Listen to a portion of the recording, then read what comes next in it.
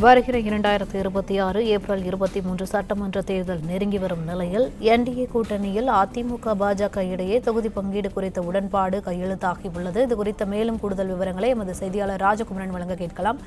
வணக்கம் ராஜகுமரன், விவரங்கள் என்ன? பாரதிய ஜனதா கட்சி, பாட்டாளி மக்கள் கட்சி, அம்மா மக்கள் முன்னேற்ற கழகம் ஆகிய 3 கட்சிகளுடனான தொகுதி உடன்பாட்டை தற்பொழுது நிறைவு செய்திருக்கின்றது அதிமுக.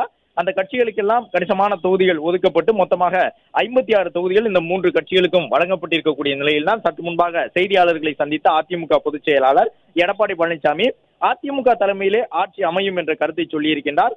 டிடிவி தினகரன் உள்ளிட்டவர்களுக்கு தொகுதிகள் வழங்கப்பட்டிருக்கின்றன.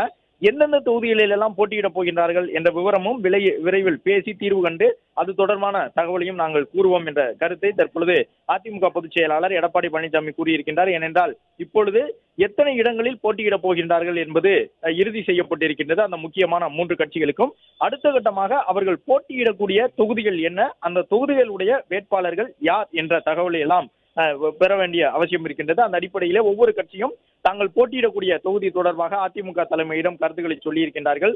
பாஜகவை பொறுத்தவரை கடந்த முறை இந்த முறை கூடுதலாக தொகுதிகளில் போட்டியிடுகின்றார்கள். அது மட்டுமல்லாமல் இந்த முறை அவர்கள் போட்டியிடக்கூடிய 27 தொகுதிகளும் எந்தெந்த தொகுதிகள் என்பதற்கான பட்டியலையும் அதிமுகவிடம் வழங்க இருக்கின்றார்கள்.